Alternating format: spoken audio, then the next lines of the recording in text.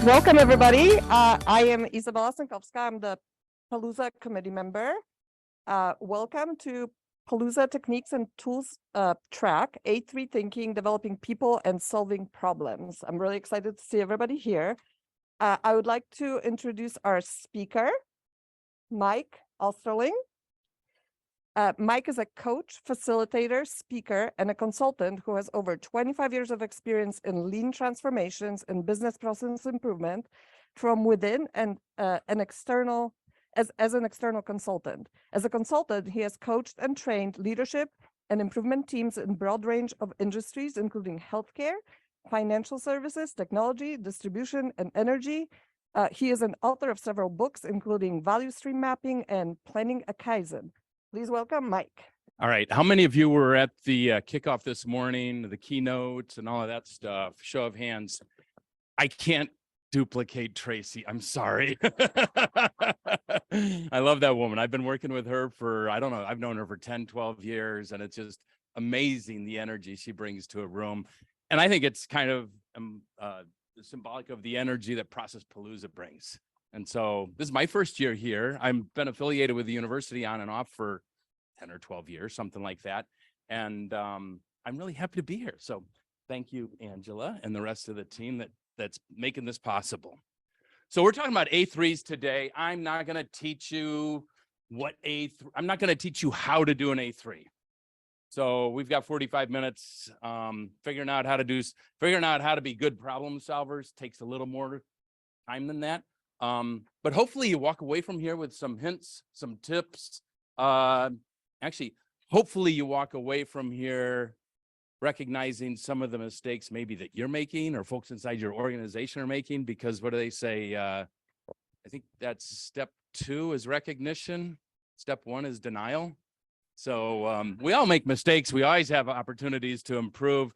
I just sat through most of Carlos's session next door and his journey at Costco, and I love it. You never achieve excellence, but you always strive for it. Or I'm paraphrasing what you said, and that's the message. It's a great message.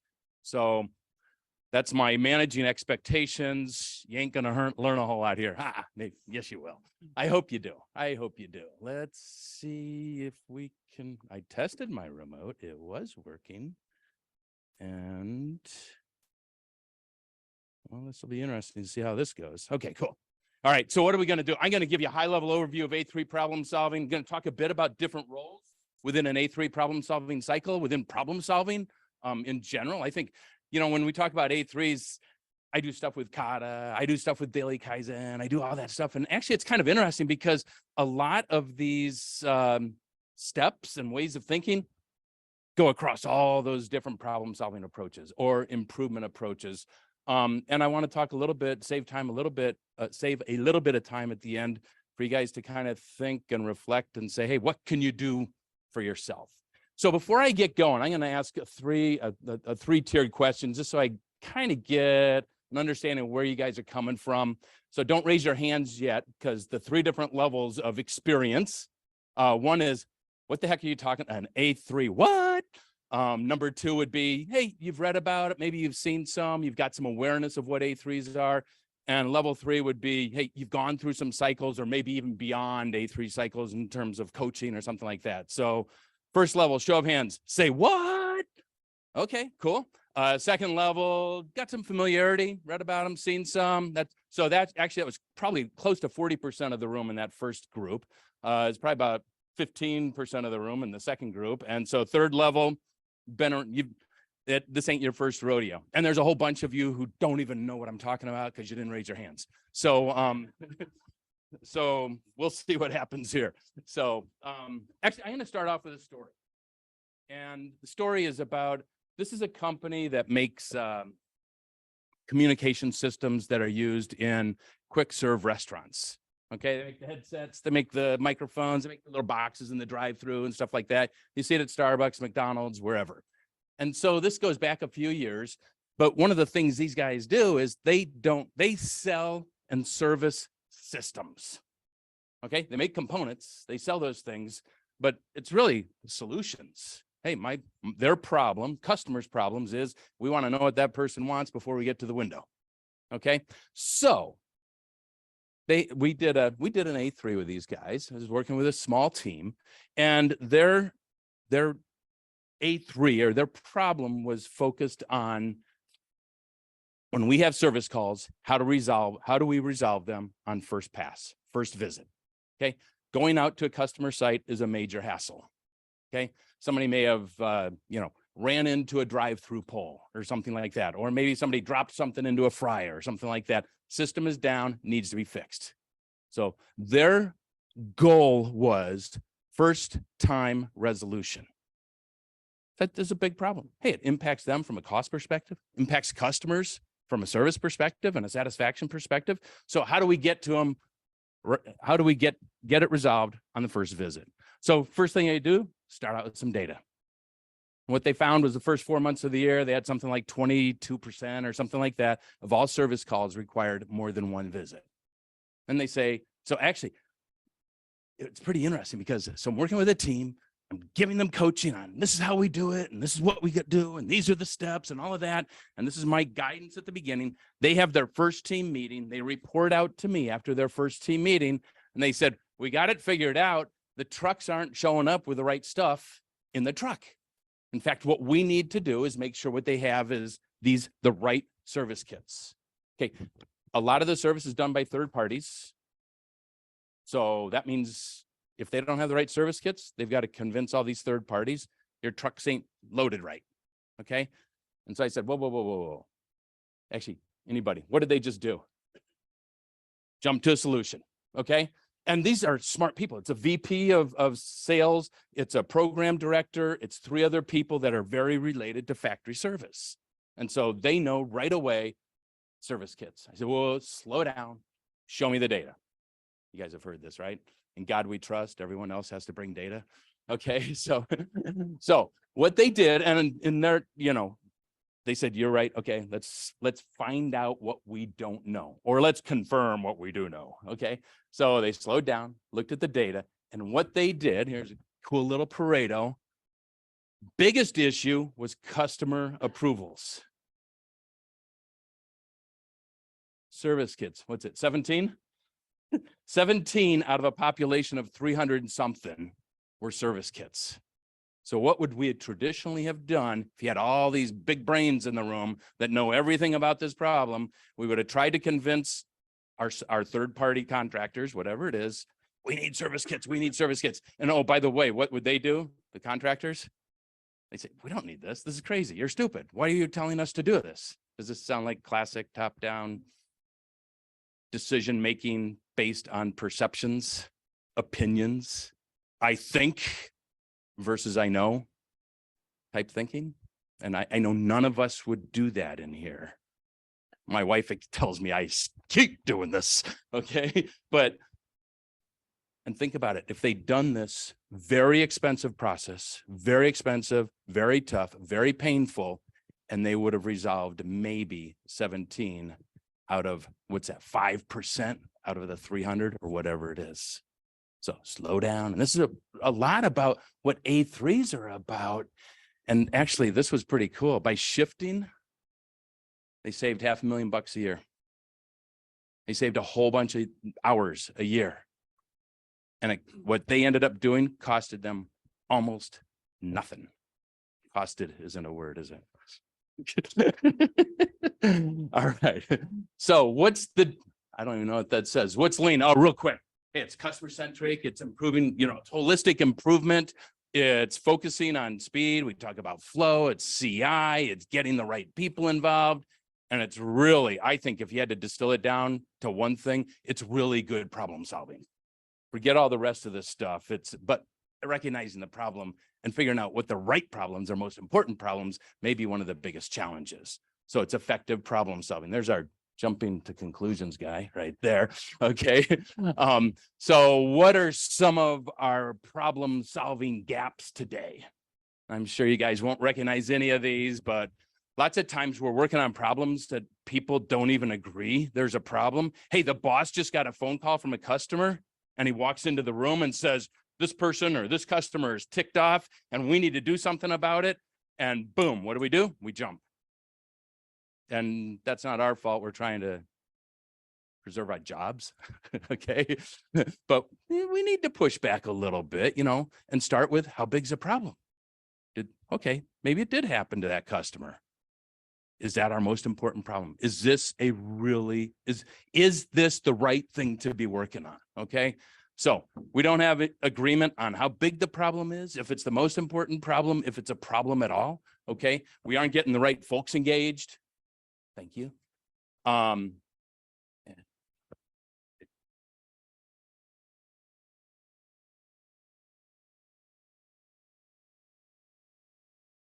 dun, dun.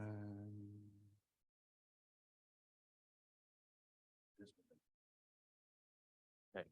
We're not getting the right folks involved. We're going from problem to solution. We got really cruddy data, if any data whatsoever. And then we do all of that stuff and we get into implementation. And those third-party contractors are saying, what are you doing? Okay, we get resistance and pushback to change. And it's for a whole bunch of people, bunch of reasons. Maybe it wasn't a problem to begin with. Maybe it wasn't the right countermeasure to be putting in place. Okay, maybe we didn't engage people at the right time. Okay, and don't you hate it when we have to fix the same stinking problem over and over and over again? Which is an indicator that we're probably not that good at problem solving if we're fixing the same problem on an ongoing basis. So real quick, different types of problems. You got simple problems, that door won't close, don't write an A3. Okay, you still want to go through that root cause of observation, root cause, countermeasure, hypothesis, and testing, but you can do it without writing any forms out. We can knock that baby out in 5 minutes. We've got different types of problems, kind of like, this is kind of a gray area here, but I like to think of more or less, hey, if we've got flow issues, maybe we can just get a team together for a couple hours or maybe a little longer. And let's just look at the workflow. Okay. And maybe we can knock that thing out in a couple of days with the right people in the room. And that might be a good candidate for some type of rapid planning event or Kaizen event or something like that. If we're talking about complex analytical problems, maybe that's a good candidate for an A3. Because what happens with these complex problems is we go through this cloud of uncertainty. But I think a common phenomenon is that we as a work culture, if you will, lots of times we say, this is where we're at, this is where we're trying to go to, and we think we know all the steps to getting there. And for complex problems, that's probably not true unless it's really, really clear what's causing this problem. Or I've got this big problem, which part of the big problem do I want to go after? And so it's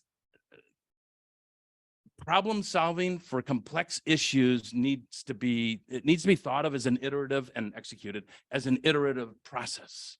And so I'm going to say we've got all this cloud of unknowns and we don't know exactly what the path is going to be. So we need to follow the learnings. And so go into problem solving. Don't say, here's the 10 things that I need to do to fix this, unless those 10 things include get the data on the big problem, figure out which part of the big problem we're going to go after, figure out what the root causes are, identify countermeasures and test them.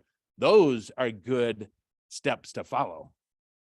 But the results of each of those steps may cause you to go backwards and redefine something. I hope I'm making sense here. So, and A3s are a great way to help kind of give us direction on how to go through it. There's different types of A3s. What I'm talking about here is problem solving A3s. Okay, there are other types out there. If you're Googling it or looking at books or whatever, those are two really good books, Managing to Learn and Understanding A3 Thinking. So what's this A3 thing? Okay, it's a methodology and it is a form. People are like, where'd this thing A3 come from? A3 is an international designation for a sheet of paper that's roughly 11 by 17. And the idea is that is my storyboard. And that's I'm going to say that's my working document. I'm going to say it's the distilled version or the boiled down version of a problem solving cycle. Okay. So, and it's just like going through that cloud is kind of iterative. That A3 is going to change. There's going to be different revisions. It's frustrating because sometimes we have to go backwards a few steps. So it's going to evolve. Okay. So it is a methodology. It is a visual storyboard. If we use this right, and one of the intents is if somebody puts together an A3, and it's a problem I'm somewhat, or a process or issue I'm somewhat familiar with. If somebody goes through an A3, and this is at the end of the story, they could actually pull that A3 out, again, 11 by 17. I'm looking at it. They're looking at their copy. They could walk me through it.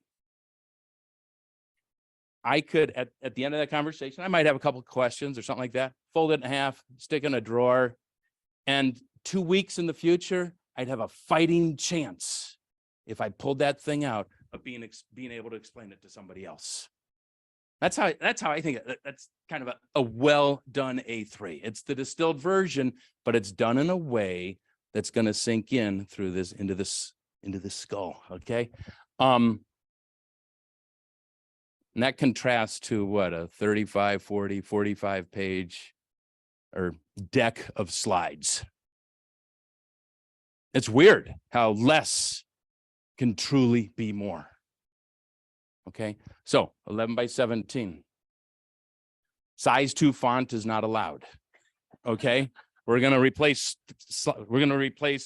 size 2 font with some good, powerful graphics, visuals. It's weird. I mean, people are compelled. A lot of us, I think, are compelled. We see a graph and it's like we're trying to understand it. Actually, I think more important than that is if somebody's going to visually depict information, they've got to understand it. How do you visualize something you don't understand? And so I think those are some of the things, some of the reasons that the visual and the 11 by 17 is so effective. So A3 problem solving, a big piece of it, you guys, is about developing our folks, increasing our bandwidth, coming up with more creative thinkers that really get engagement. Okay. Our role as Lean Six Sigma leaders, experts, owners of problems is to engage people. Our role as Lean Six Sigma leaders is to, hey, if I've got a team of folks that are reporting to me, is to develop their skills. And I think this is a very, very powerful way for specific problems to go through that process. So for it to be good, I'm not going to walk through this. Don't worry. You can't read it. That's all right. What I'm trying to say is, hey, it works. And I know if I read this one, it's several years old. I get it. Okay. I don't get it without having been walked through it. Okay. So I've got some level of familiarity, the process, the problem solving cycle and all of that, but it's a one pager. And I know I can go talk to Kurt if I've got questions about it. Okay. Lots of visuals. So real quick, kind of, and this is not fixed, but this is a pretty common elements of an A3, I'll say. Hey, we start out with a theme that's kind of like, if somebody picks it up, what are we talking about? What is the problem? This is, if I can't get people to buy in and see how important this A3 is in this section, don't even go any further. Real quick story in A3, one of my favorite A3s, working with a big company, local, 800 people worked in the office. Almost everybody, when they came in, got either a laptop or a cell phone. Okay. The controller was all stressed out. They had something like 15% turnover every year. So you got 800 people, 15%. What is that? 120 people leaving every year, whatever the math is. And she's stressed out because they're losing assets. In fact, they had an A3, small team, asset recovery. So first thing they got to do is, how big is the problem? And it took them a few weeks, to be honest. They went out, they talked to HR, they talked to hiring managers, they talked to IT, they talked to the security, they talked to all these people. It's like, what's our current state? What's going on? How big is the problem? They came back to her, the team did, about 3 weeks later. Again, it took a while. And they told her, we learned that in the last 2 years, we lost 1 laptop. What do you think her reaction was? Consumer products company. What do you think her reaction was? You're laughing. You think she laughed? Actually, what do you guys think her first knee-jerk reaction was when they said, we've only lost 1 laptop? It can't be right. It was denial. It was denial. Yeah. And to her credit, she said that. There's silence in the room and the team's ready to attack her. And she says, how do you know? And they told her who they talked to. They told her where they got the data from. And actually what that did, it set the plate for, well, number one, we're moving away from opinions and to data. And if there's going to be a debate, it's going to be about the data and the source of the data. But she was like, hey, you talked to the right people. You got the right information. IT's real close to it. They'd know. And then she said, I think we have bigger problems to solve. My favorite A3 never got past this point. Okay. Big problem that wasn't a problem. So, but that's usually not the case. Hey, what do we do then? Typical A3 process says, hey, we've got a big problem. Which part of that big problem are we going to go after? Hey, repeat visits to fix those drive-through restaurants. They could have looked at everything, the service kits, the approvals and everything in there, but they applied that Pareto principle and they said, let's look at those service calls that require approvals.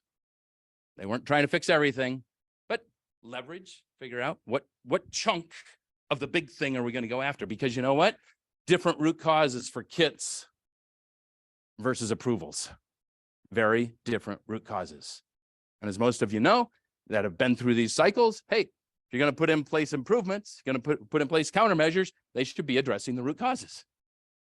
So then we say, okay, so this is the big problem. I want 0 repeat calls.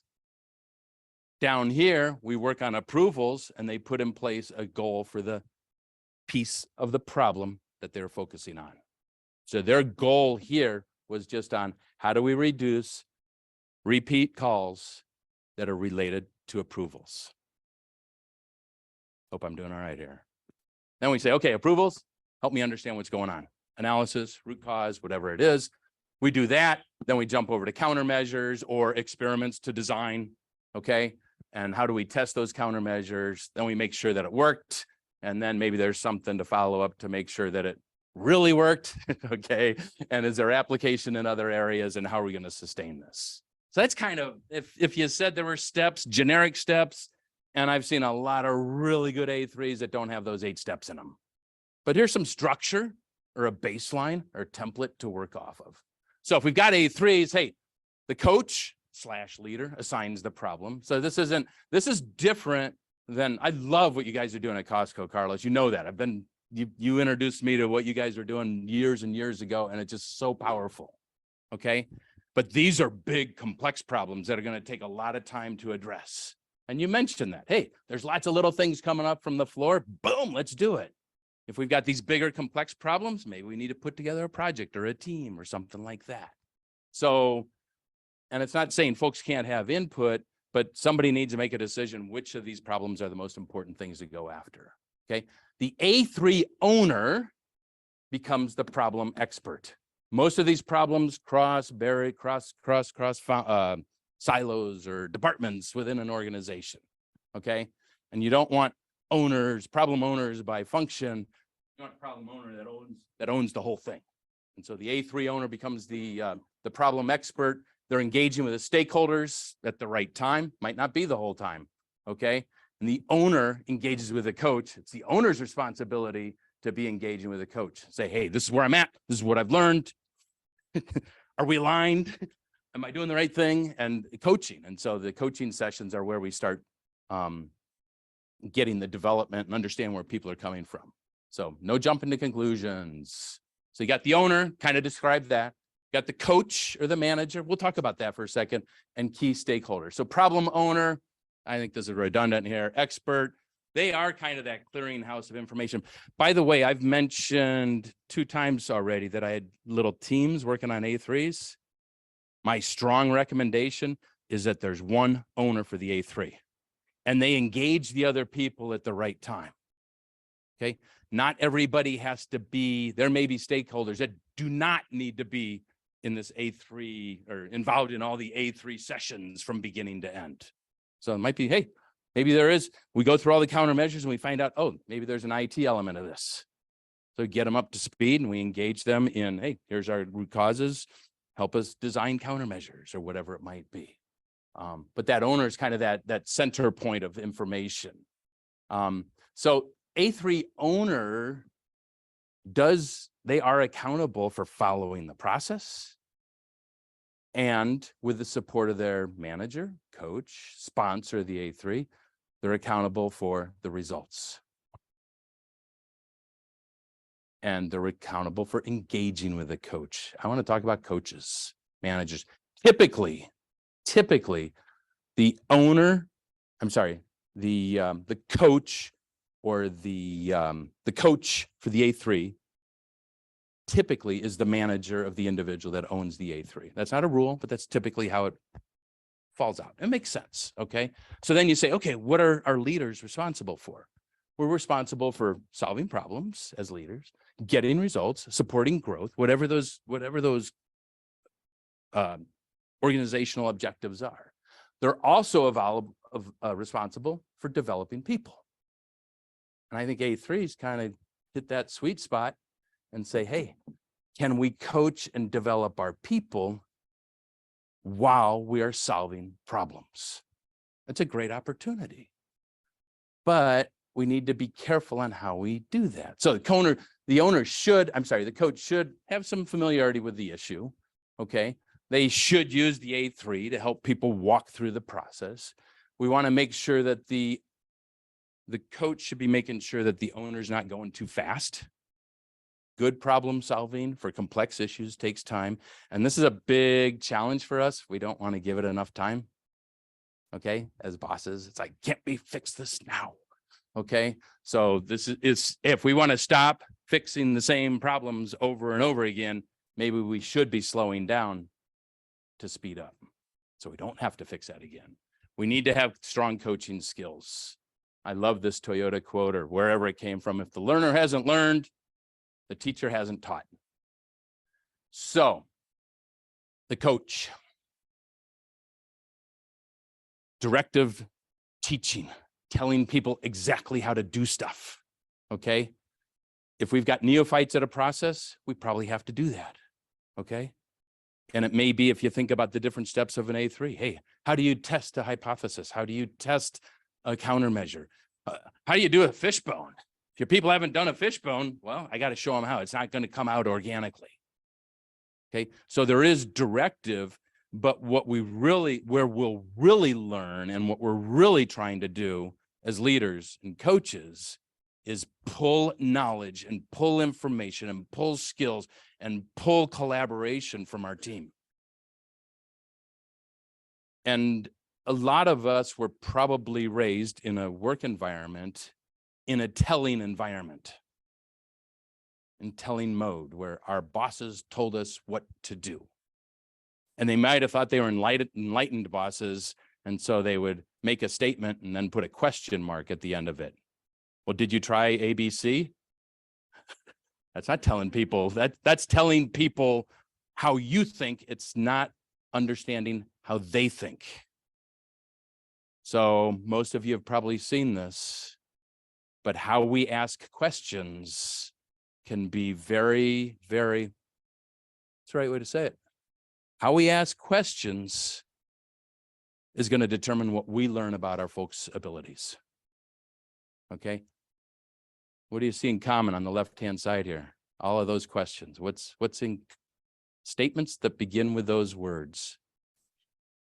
Kind of. Yes or no? They're yes or no. They're closed-ended questions. And I don't learn jack about the way a person thinks by asking those questions. All of these, none of the sentences that start with these words can be answered with yes or no.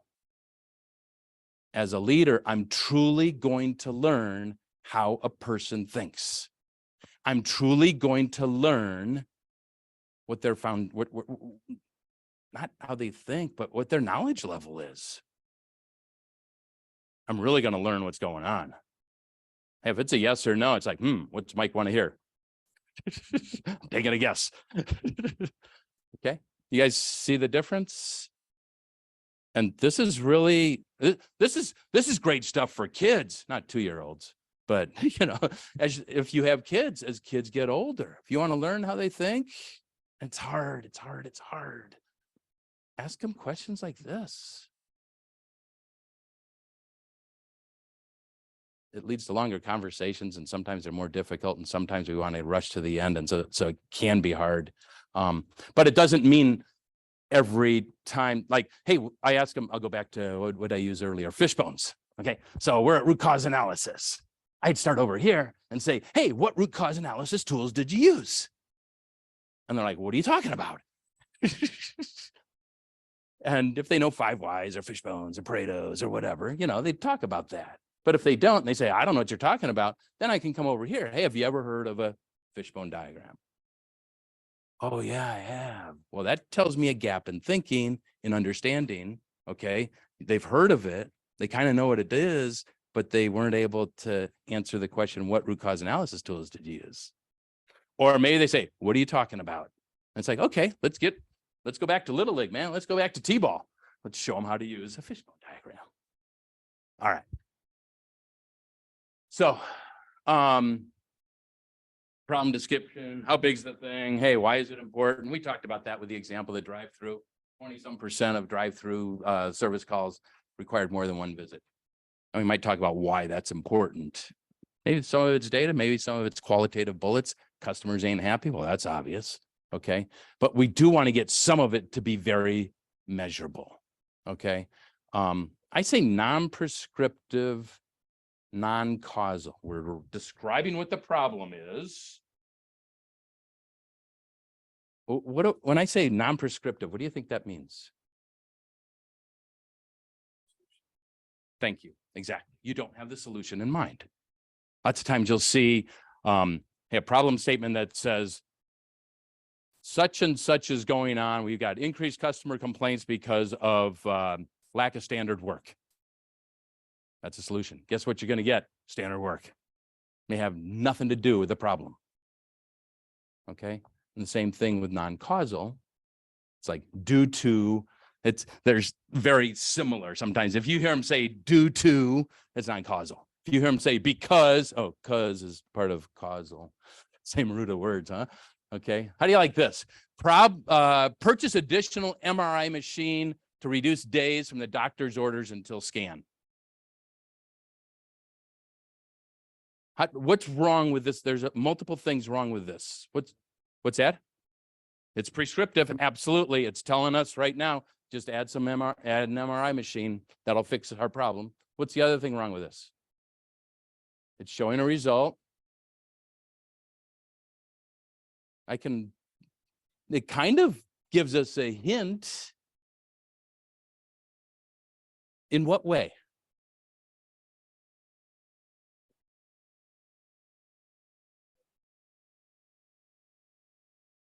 And I'm going to go into, I'm going to move away. Well, okay. No, that's good. No, I like it. Okay. Because you're hinting at there is, what is the number of days? Is it half a day? Is it 2 weeks? Is it 6 weeks? If it's half a day, the organization might say, yeah, it'd be great if instead of 4 hours, it could be 3, but we got bigger fish to fry. Okay. So it's not quantitative enough. And so I talk about leading the witness. Check yourselves. Check your colleagues. And remember that respect thing. Be respectful in how you respond. Okay. And you can do that and say, oh, that's interesting. What's our lead time now? And how do we know that? I overheard, both my boys are in their 20s, and this was several years ago. Ryan, my older son, was on the phone. I overheard him talking to a buddy. His buddy was at the DMV. Ryan needed to go to the DMV. He couldn't do an appointment. He had to get in there fast. Irresponsible kids. And I hear Ryan say to his buddy, his buddy told him, the line at the DMV is short.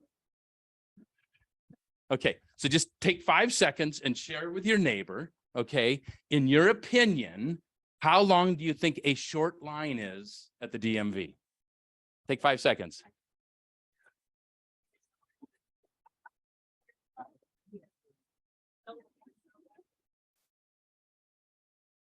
Okay.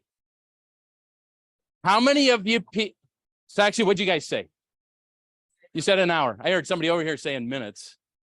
30 minutes, 20 minutes? Anybody other? What's that? Oh, I was thinking people like there's Beautiful. three Okay. people in line. Love it. There's 3 people in line. Okay. Thank you. 20 people in line. Just trying to pull the number. Good question. Exactly. Beautiful. Spot on. Any others? I had one group said out the door. If it's not out the door, okay. So this is great because we've got time, we've got number of people, we've got at what point are we measuring this? Okay. Some people say distance. So in this case, you've got 3 or 4 dimensions of this problem. People say the line is short.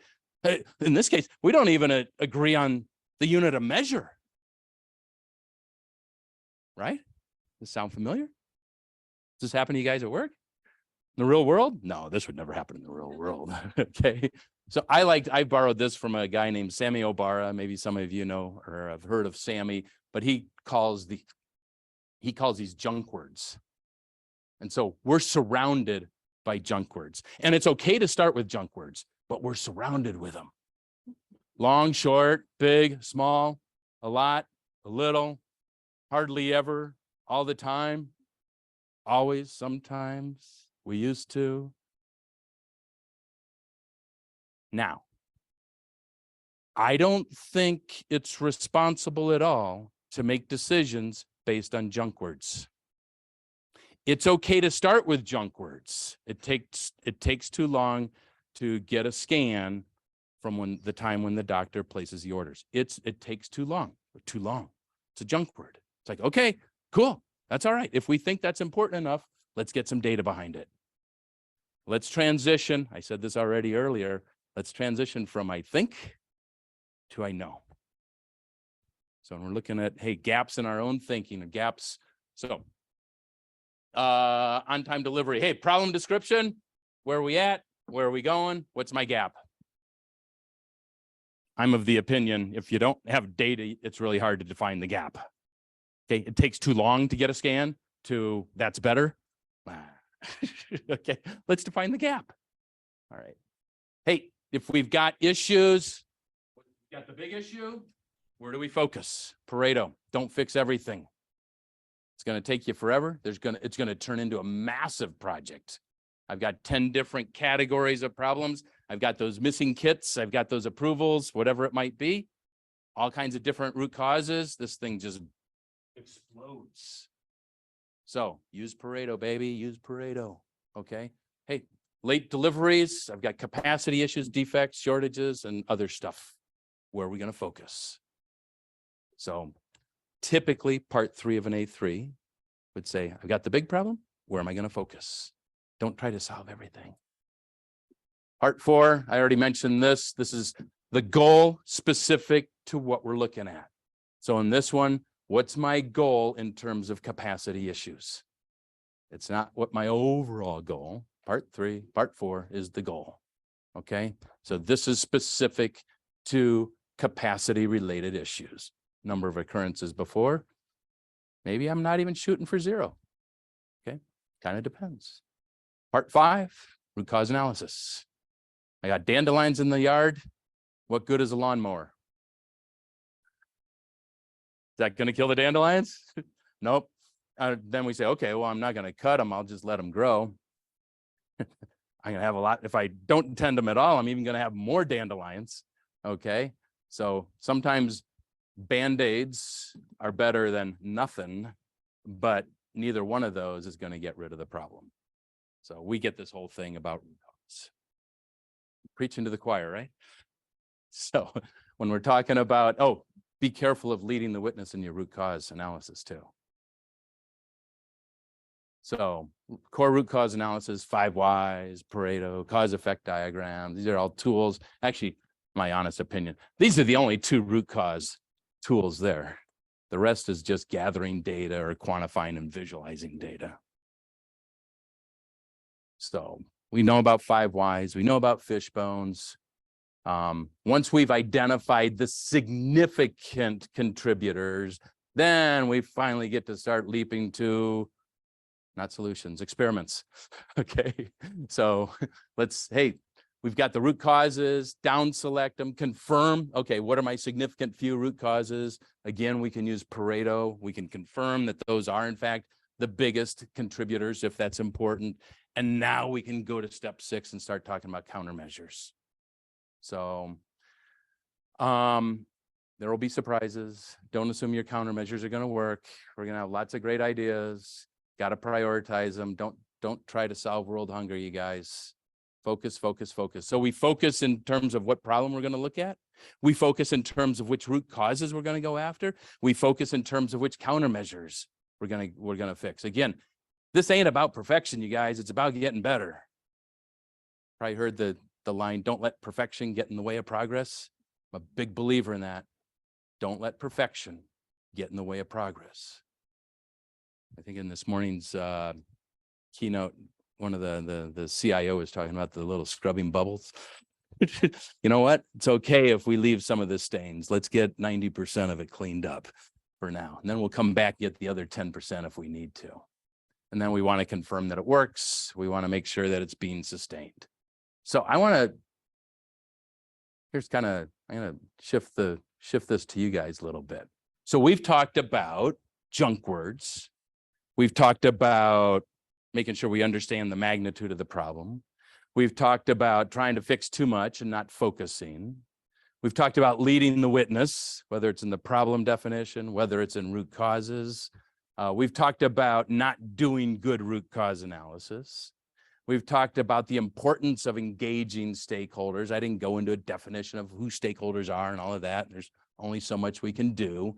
But the challenge here, and I'm a black belt, so when I say this, I'm not indicting Six Sigma, but in way too many organizations where there's black belts, the black belts parachute in, they fix a problem, and then they go to the next problem, which may be in a different department, a different site or whatever. And so just be really, really careful, okay? We shouldn't be parachutists. And if we do have to parachute, make sure you engage the right people. It so improves your probability of sustaining, of success, versus just problem solving in a vacuum. We talk about not enough or no coaching.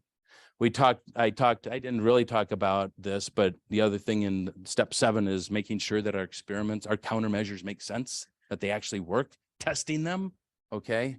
And make sure we give ourselves enough time. So just give you guys a couple minutes. I want you guys to talk about your gaps. Pair up with a neighbor if you like. Take a few minutes and pick out one of the gaps. Focus, focus, focus. Pick out one of the gaps that you'd like to work on to improve your problem-solving skills. I've been married for 30-some years, okay? And my wife we've gone through counseling. That's cool. But one of the points that was made was you can't change other people. You can only change yourself, okay? So there's lots of other targets out there for improving in terms of skills and in terms of this stuff. So what do you want to work on to improve your problem solving skills? And maybe talk about little ways to address that gap. So just give you guys a few minutes, okay? Either to yourself or if you're comfortable, chatting with somebody.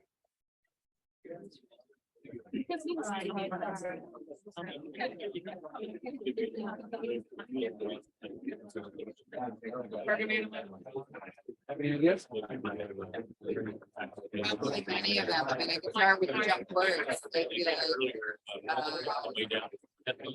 The junk words tend to be like the words for a lot of reports that well past or earlier without clarifying. Oftentimes our report is very clear to me because I'm developing it and I send it off. And I don't report here one thing gets kind of anyway, it's just sort of So we think we jump to the Or if we, making recommendation, if we were to implement this, it would make it really customer satisfaction. Right, but just being Take better. another 60 seconds and I gotta go real quick. Right, I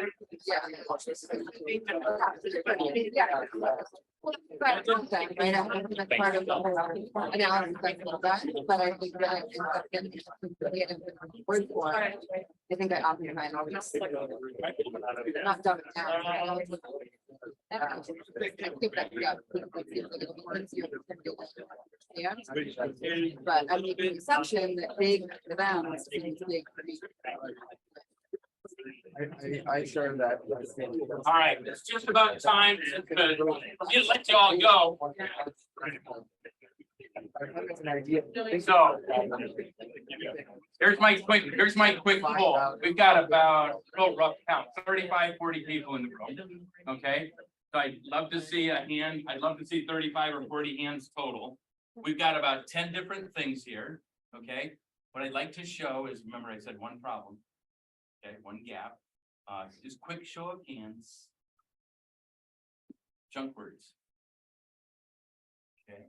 How big is the problem? Magnitude, couple of them about the same. Lack of focus. Ooh, a few more. Good, good. Leading the witness. Skipping good root cause analysis. This is so important. Not engaging the right people. Not enough or no coaching. This is kind of interesting. No confirmation, like that kind of did the experiment work? And time. Pretty even distribution. I didn't take my little thing. I'm not gonna put it in freaking graph. But yes, sir. So you have ore down there, and I wanted to ask you this question. Thank you. Imagine you're an organization. There are a whole lot of problems that can be solved. Yep. Any problem, there might be different ways to solve it. Okay. Now imagine you put together a whole lot of A3s.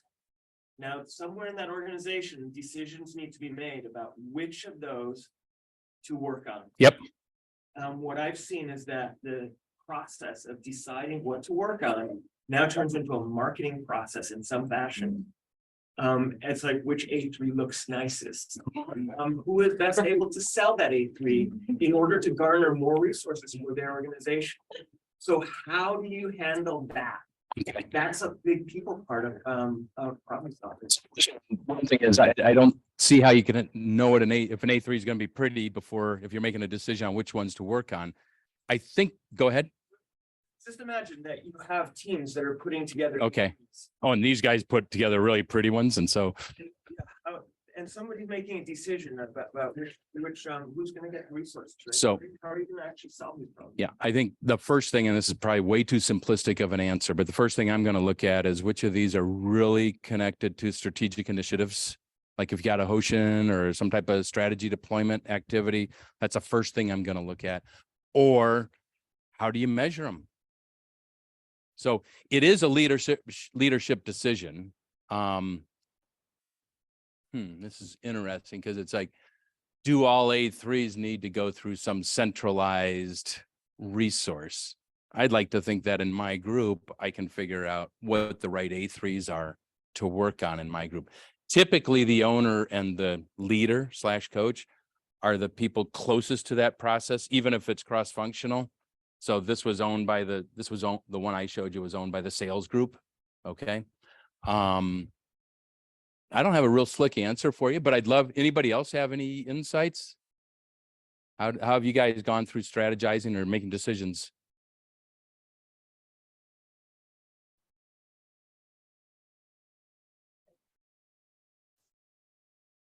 Beautiful. Yep. Biggest impact with the least amount of resources. Yes, sir. What's that?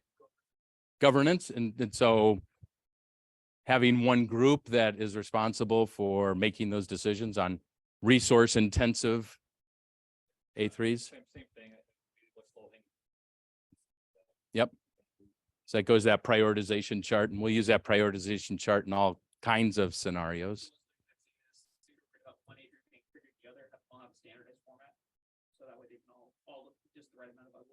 You still have, you do have some people that are much more creative with visuals.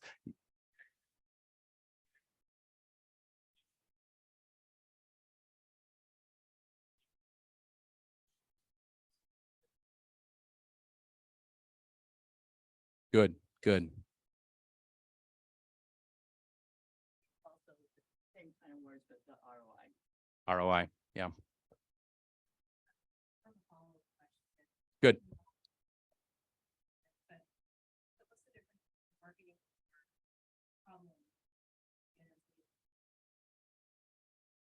What's the difference between marketing your problem well and leading the witness? I'm going to go with data. And leading the witness would say, we need more MRI machines. And data would say, we've got 3-week delay between orders and execution. But the challenge is in all of this, if you're not deep into the problem solving process, a challenge can be how do you scale it? How do you understand how big it is? The line at the DMV is way too long versus, whatever it might be, other problems. So I don't know that we tried. We had a group effort on that one. Thanks, you guys. Yes. Thanks.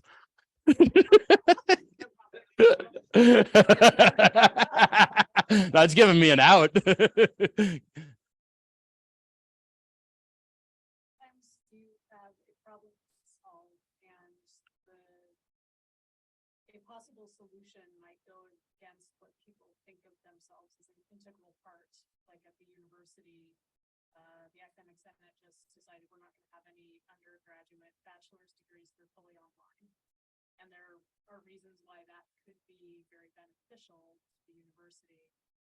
But there are some issues that are considered to be a third rail, and maybe we do need to explore those or move in that direction. But they're so threatening to the way people think of themselves that it's very hard to even say it out loud in the room. Like, how do you deal with that's that scary to people? I don't know. I don't have a perfect answer for that, but I will say there's certain complex problems that should be addressed at different levels of the organization. And so, I mean, there's boundaries and limitations. And so, hey, if this is the university policy or organization's policy, we've got to, we can raise our hand and say, hey, if we could do this, then boy, that would open everything up. But I have an answer here on unspoken. cool.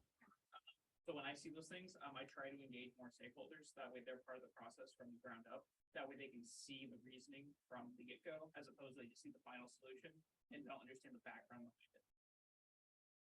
And data. Data, baby. We're wrapped up. I'm hanging around. It's 10 till. Sorry if I kept you over. Thank you guys. And thanks for helping me with the answers.